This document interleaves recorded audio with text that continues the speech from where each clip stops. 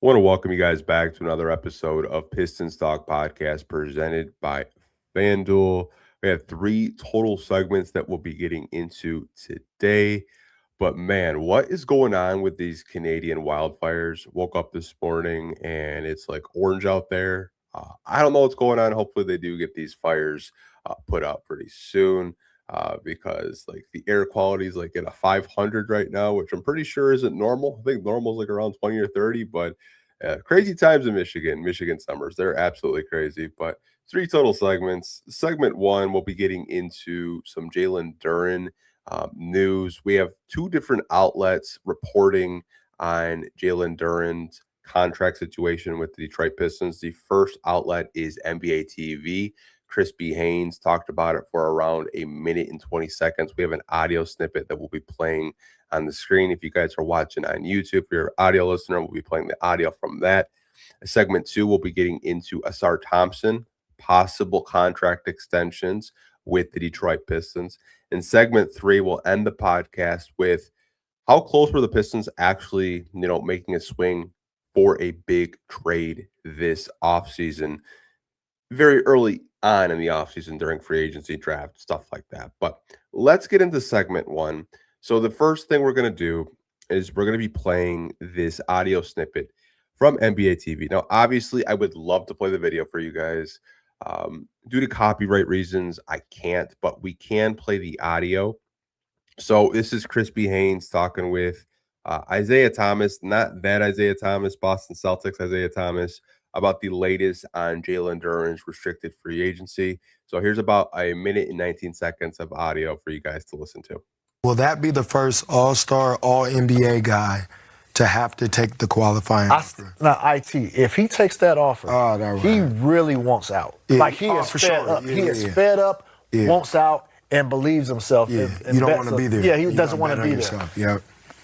Even if that's the case, I would say do not do that. No, do not tap in with him. do not do that. Do that one. So the other thing is, obviously, because they're both far apart on terms, Detroit and Jalen Duren, you can do a shorter term type of a deal that can get you close to the money you want and get you out sooner than later. Back to the free agent market. market. Back to the free agent market. So people may say, well, why would Detroit do that? Well, Jalen could threaten to take that qualifying offer. In order to get Detroit to allow him to do maybe a 1-and-1 deal, maybe a 2-and-1 deal. Jalen Green did that in Houston a few years back. So the problem with restricted free agency is that it tends to get ugly. Yeah. It tends to go long, deep into the summer. Yeah, this is. So there's a lot to unpack with what Chris Haynes was discussing with Jalen Duren. And I feel like we've been trying to track and follow this along all off season. Maybe we missed some things, maybe we didn't. But he had mentioned the qualifying offer. And I see a lot of aggregated accounts said that Jalen Duren's fed up with the Pistons. I think they saw that and then just copy and pasted and tweeted it and put it out on Twitter today. Because I've had probably like 10 of you guys saying like Duren wants out of Detroit. Doesn't really want out of Detroit. It was taken out of context. Chris was basically saying like if it comes to the qualifying offer, then he would be fed up with the Detroit Pistons, right? I don't really foresee Duren taking the $9 million qualifying offer, which we'll kind of get into Hunter Patterson's reporting on this as well in a second. But the qualifying offer is an option if you really want to just sign it for, the 26-27 season and then test unrestricted free agency next summer. Again, if he wants to do that. If it gets that bad that he just takes the QO, sure. But there's a big gap in between what Jalen Duren and his agent have asked the Pistons for and what Trajan Langdon and the Detroit Pistons front office are comfortable with giving.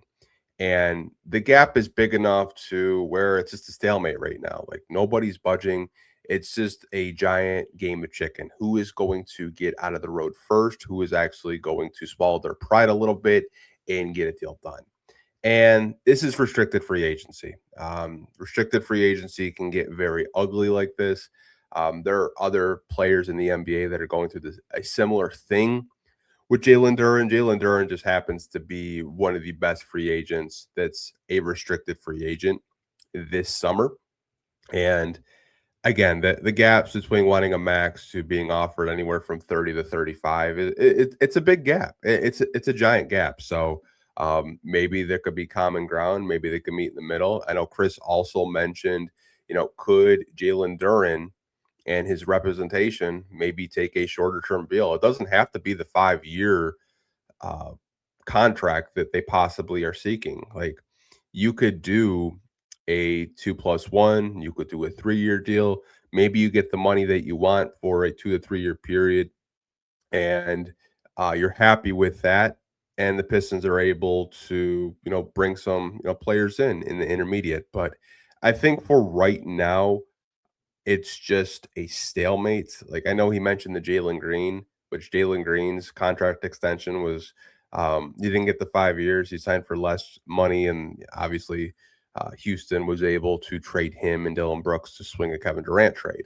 So I think it's just a situation right now where the Pistons and Duren's reps are exploring, different options of trying to get him back on the team. But I did want to kind of share the audio with you guys with the Crispy Haynes, because the Crispy Haynes report, because I did see a lot of aggregated accounts basically say that Jalen Duren's fed up with the Pistons, which, I mean, NBA Central, Polymarket Hoops, Legion Hoops, I mean, they're probably some of the worst aggregators on social media, but they do cover the NBA at large. And I think that's where a lot of us actually see our news when we do open up our phones on Twitter or Instagram or Facebook or whatever it may be. Right. So there's that. Now, there's a second part of this Duren report from Hunter Patterson, who, if you guys aren't subscribed to his work at the Athletic, definitely do. Believe they're doing like a sale for like $1 or $2 a month, and you get subscribed to all of their content over there. But this is a grab from his latest article saying the latest on Jalen Duren negotiations. It says, since the Athletic reported on June 4th that Duren was underwhelmed with the Pistons' initial offer, not much progress has been made since June 4th. The biggest difference now is that Duren's market is shrinking and further limiting his leverage in negotiations with Detroit. He met with both the Los Angeles Lakers and Sacramento Kings. The Lakers signed center Walker Kessler through neither exit strategy materialized. The Pistons would prefer, rather than cooperate in a sign and trade with the Kings, for example, to be offering big man Domantas Sabonis, but a league source granted anonymity to discuss the negotiations still in progress told The Athletic that signing Duren is Detroit's #1 priority, and the team is confident it will come to an agreement with Duren. Both sides want to get a deal done that makes sense for everyone involved, the source said. Duren has the option to accept the Pistons' qualifying offer of $9.6 million and become an unrestricted free agent next summer. It'll be a risky option considering Duren can sign a longer, more lucrative deal that would offer insurance if he were to suffer an injury at any point during the season. All signs of now point towards a stalemate ending with Duren returning. So there is more information from Hunter's side saying that obviously the Pistons and Duren, met. He was underwhelmed by the offer. Also mentioned they're not really interested in the sign and trade. We've talked about that as well. And Detroit's #1 priority this offseason is to get Jalen Duren a new contract. There's the qualifying offer piece as well. He could take the 9.6 and gamble on himself again and become an unrestricted free agent and then sign with whatever team he wants to play for. But the reports are basically saying that both sides want to get a deal done. Both sides want to come to an agreement. And again, this is how restricted free agency works. You go in asking for the most money possible. The team's like, yeah, listen, let's meet in the middle and kind of get a deal done. For right now, it really depends who's going to blink first. It's a stalemate. And like this could be an all summer thing. This could be another, month of not getting anything done with both sides. It just really depends on what does happen with JD, his representation, Trajan Langdon, and the Pistons front office. Obviously, they still have to build a team around Cade Cunningham and others. Like Jalen Duren is a big piece into this core. Like, let's not get it twisted. He had a phenomenal season this year. Really developed his dribble drive game. Really developed getting to the free throw line.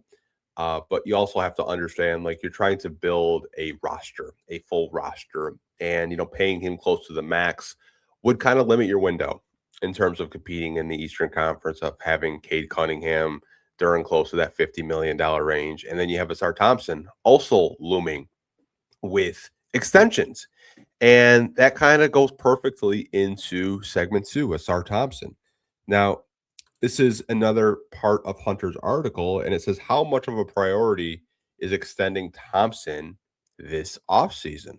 It says since the Duren deal has to be finalized this offseason and Thompson will enter restricted free agency next summer, Duren deal takes priority. But once Duren's contract is settled, the Pistons would like to sign Thompson to a long-term deal as they see him as one of the franchise's pillars.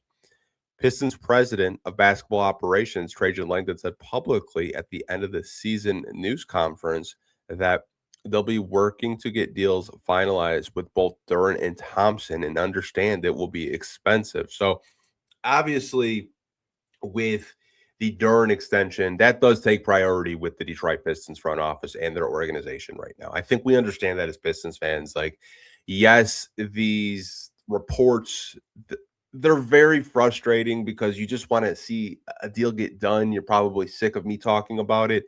I'm sick of talking about it, honestly, you guys. I really wish they would get a deal done. Both sides meet in the middle. Both sides are happy, whether it's a long-term deal, short-term deal. But you also have to consider Ausar Thompson. Like, he is extension eligible to get a deal done right now. If you want to get a deal done right now, which I think they should, and I think the organization understands that, it would be such a gamble to not give Ausar an extension because you didn't do it last year with JD. If you do it back-to-back off seasons and you have another player pop off, like let's say Ausar has a huge development year, like his price goes up. So if you can get him under contract and you kind of believe in the vision of him, keep developing his offensive game, which I think it's a huge work in progress for him to develop more of an offensive game and being more of a reliable scoring option out there. He's done it a lot in dunker spot situations. He's done it a lot of driving the ball to the basket, backdoor cuts, stuff like that. I think we all understand that, like, Asar's jump shot is a huge work in progress for Fred Vincent and the Detroit Pistons coaching staff. You'd like to see him get better at the free throw line. I think the handle can get a little bit tighter. The three-point shot, I think we can all agree, huge work in progress. There's a lot of development that still needs to be fine-tuned with his jump shot because I don't think you're asking Ausar to attempt three threes a game in the corner. You're just not. I think that's a thing where it might take another year or two just for him to even attempt like 3 to 4 threes a game. But I think if you believe in him developing his offensive game, you try to get a deal done where it's somewhat reasonable. I know earlier this summer, Bobby Marks, who does work for ESPN, had discussed that a contract structure for Ausar, and this is like kind of just, assuming and taking a guess by him, is Ausar is around the $30 million range for an extension, right? And that might sound like a lot for a guy that is not consistent offensively. When he's aggressive, it looks great, but oftentimes he's pretty passive. And, you don't know if that's a JB Bickerstaff thing playing within the system or it's just a confidence thing. I'm not going to speculate because I don't know. I'm not down at the arena. I'm not a beat reporter, none of that. But from what I see watching on TV, I like when he's aggressive. but there are so many times where he's not aggressive. He gets ripped out of games. There's foul trouble, all that. We understand the defense is elite. Like the defense, we're not questioning. It's the offensive game of being more of a contributor out there offensively to kind of warrant, paying that type of money. And I think for me, with the money, like around the $30 to $32 million range for Ausar, you're banking on the development getting better. You're banking on him being more of a two-way forward. So that's why you do pay the $30 million. And it's also the elite defense. Ausar is the best perimeter defender in the NBA, and I don't even think that's close. He won Defensive Player of the Month this year. He was first team all defense, third in Defensive Player of the Year, only losing to Victor Wembanyama, which again, like if Wemby wasn't around, Ausar probably wins Defensive Player of the Year. Like that's how great he was defensively this year. So that's why the Pistons want to get an extension done with Ausar. But obviously, Duren does have that priority right now because you have to get a deal done with him. You don't technically have to get a deal done with Ausar right now, but you probably want to because it will be cheaper in the long term. Because if he pops, then it's just like crap. Like we really have to possibly trade someone to make the money work. Like you want to get extensions done as quickly as possible if you feel the player is part of the core. And from talking to some people that are down in the arena, do cover the team that we've had on this podcast before, like in private conversations I've had with them, they have told me that the Pistons front office vision for the core that they want to build around is Cade Cunningham, obviously. That should be no surprise. Ausar Thompson and Jalen Duren. Those are the three players that they want to build around and supplement the roster around. So you got to get extensions done with Duren, which I think they will. It's just, a stalemate between what the Pistons are comfortable with offering and building a team around and what Duren wants, and trying to get an extension done with Ausar now rather than wait another year and he possibly gets even more expensive. So those are the core three guys that the Pistons do want to build around. We have one more segment in this podcast, and it was about the Detroit Pistons and did the Pistons pursue any big name players that they missed on. And it says the Pistons were engaged in several discussions, but nothing came to fruition. Langdon has described Detroit as exploring every option entering the offseason. According to sources, the asking price were too high, with certain players on the market having value of young talent, 3 first-round pick selections, and multiple pick swaps. Okay, so I actually want to stop this right here and talk to you guys about that.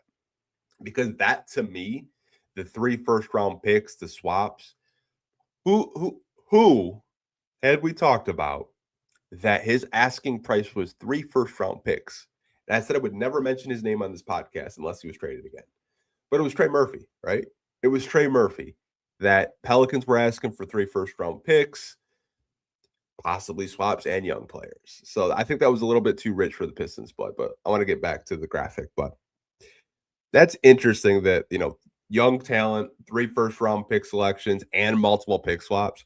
Again, I'm assuming, but I think my assumption is like pretty spot on the nose because we've heard from multiple sources, not even including Hunter, like Jake Fisher, Mark Stein, other people at The Athletic have kind of reported the same thing. So there's probably some truth to it. It says, whether it was Kawhi Leonard, Kyrie Irving, Kevin Durant, or Trey Murphy, the Pistons couldn't rationalize jeopardizing their future to make a win-now move in a shorter window. They were reportedly very interested in having Austin Reaves join Cade Cunningham in the backcourt, which prompted the Lakers to reach an agreement with Reaves in free agency. That's not to say Detroit is done making deals, but the Pistons are pleased with the amount of shooting they've brought in via Isaiah Joe, Taurean Prince, John Collins, Gary Harris, while Detroit has yet to make a big-name signing. Depending on how you view Collins, the organization is confident in the moves it's made this summer. So I think when we have done podcasts, throughout the past couple of weeks, like we had heard names like Kyrie Irving, Kevin Durant, Trey Murphy, Austin Reaves. Like, the Pistons obviously understand, like, they have to get better in the Eastern Conference. There's multiple trades throughout the East happening. There's player movement. There's players coming back from injuries like Tyrese Halliburton and Jason Tatum, who still have very good rosters around them. I think Boston will take a little bit of a step back. I don't think they're going to be a number 2 seed in the East this year. Could be wrong there, but I think Boston will take a little step back. But kind of circling back to my point with the Pistons and Trajan, obviously they attempted to try to make a big move. And the one thing that I want to discuss with you guys, and this isn't directed towards people watching or listening, because I think you guys as fans, for the most part, we tend to agree that this team does need to get better. They do need to try to supplement maybe a couple of draft picks and maybe a vet or a young piece to try to get Cade that secondary scorer. I think the one thing that I get annoyed with is just the Detroit fan in general, and this isn't directed towards you guys that are Pistons fans. It's the no GM in Detroit wants to make a big move. No Detroit in GM wants to make that big splash. And for the most part, that has been true. Like the last big move by this Pistons front office was a different regime, and it was for Blake Griffin. And that was almost, let's say, that was almost 10 years ago. We're going up on year 8. So it's been quite some time since this organization has made that big splash. But I think what's different now is you actually have a franchise guard you can build around. Before, you had Reggie Jackson and Andre Drummond. No disrespect towards those guys, but Cade Cunningham is leaps and bounds better.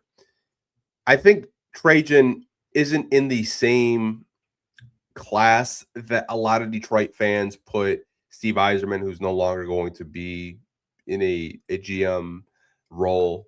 He's not in the same class as a Brad Holmes. He's not in the same class as a Scott Harris, because if he was, he wouldn't have traded Isaiah Stewart. Isaiah Stewart was the heart and soul of this team. He's one of the best rim protectors in the NBA, and Trajan dumped him for some flexibility to bring in more players for a sign and trade for John Collins. And you also get Taurean Prince and Gary Harris kind of with that 6-team trade. Obviously, if Trajan was within like the same mindset as like a Brad Holmes and all those other guys, he wouldn't have traded one of their best defenders. Just wouldn't. I also think this team understands that, yes, you weren't able to swing for a big name or a big fish this offseason, but it doesn't mean you can't still try. It doesn't mean that the offseason is over and this is the roster that we're going to be rolling with to start the season. We've seen trades in September. We've seen trades in October. Trades can still happen. They can still materialize. So I would say this for Pistons fans, this team, the way the contracts are structured, you could make a move at the deadline. I think the team is actually constructed for them to make a move at the deadline, because they're not just going to go from 1st seed to 10 seed like some Pistons fans right now. They saw the depth chart that ESPN put out, which, you know, it was kind of funny watching Pistons fans see the depth chart that ESPN put out last night and just like overreacting because it's the summer league, right? I remember a lot of people last year were very underwhelmed with the Pistons offseason and didn't think that the Pistons were going to do that well. They didn't think the Pistons were going to be at the number 1 seed all year. They didn't think that they were going to finish anywhere higher than the 5th seed. Just didn't, and I was guilty of that. I fell under that category where I had them as like the 5th seed, and they ended up shattering my expectations and winning 60 games and being the number 1 seed. I still feel this is a 50-win basketball team as constructed this year, because you still have Cade Cunningham. Ausar Thompson is an all-defensive player. You're probably going to bring back Jalen Duren. You have your core in place, and you supplemented it with so much three-point shooting that I think it's actually going to open up the lanes. The lanes won't be as clogged this upcoming season as they were last season, like, because you have more perimeter spacing around the players in Jalen Duren and Ausar Thompson that are non-shooters. But if there is a disgruntled star, if there are moves to be made to upgrade the roster to get Cade a secondary scorer come playoff time, definitely think this organization will look into it, because I think they understand that you can't just keep rolling out with just these 1 to 2 year deals with these veterans to going to the season. I think right now, as this team is constructed, it's good enough to make the playoffs in the regular season. I don't think it's a good enough roster to win an NBA championship right now. And I think we can all agree there. You need to get a secondary option next to Cade to take some pressure off of him because you don't want him having a usage close to 30% again. You're just going to drive the guy into the ground. He needs someone else to take a little bit of pressure off of him. And if you do get that, I do like their chances. But I did kind of want to talk about the tried to make a big move. I think I'm just kind of annoyed with just like the average Detroit sports fan just saying that, all Detroit GMs are the same when honestly, I just don't really feel that with Trajan. I mean, he didn't draft this core. The only players he's drafted so far is Ron Holland, Chaz Lanier, Abuka, Corey, and Yaguna and Yenso. He let go of Isaiah Stewart, which was one of Troy Weaver's picks. Obviously, you still have Troy's guys in Cade Cunningham, Ausar Thompson, and Jalen Duren, but Trajan is trying to mold this team into his vision and how he wants to structure it. So I'll leave you guys with that. Before we do say goodbye, we have to hear from our sponsors over at the FanDuel Sportsbook. And we have NBA futures out right now with the 2026-2027 NBA Eastern Conference first overall seed odds, with the New York Knicks being odds-on favorite at a plus 310, Boston Celtics at a plus 430. Then you have the Detroit Pistons at a plus 450, Cleveland Cavaliers right below them at a plus 750, Philadelphia 76ers at a plus 850, Toronto Raptors at a plus 950, Miami Heat at a plus 1200 with the addition of Giannis. Orlando and Indiana tied at plus 1,700 for the number one overall seed in the East at plus 1,700. Atlanta Hawks plus 2,200. Charlotte Hornets at a plus 5,000. And the Washington Wizards at a plus 17,500. But let me know what you guys think of the latest Duren intel with both sides is kind of just being in a stalemate. Obviously, there's some, aggregation and clickbaity posts out there saying that Duren's fed up with the Pistons and could take the qualifying offer, which obviously that's what aggregated accounts do. Let me know what you guys think of the Duren situation with Crispy Haynes and Hunter Patterson's reporting. Also, the reporting with Ausar Thompson, the Pistons want to get a deal done with him. And Trajan Langdon and the Pistons trying to make a big move this season, but obviously, teams are just asking way too much for the Pistons to really be willing to budge and make that move. Talk to you guys down below in the comment section. Like always, hope you guys are staying safe, having a great day. Hopefully, these wildfires just go away and the air quality gets a little bit better.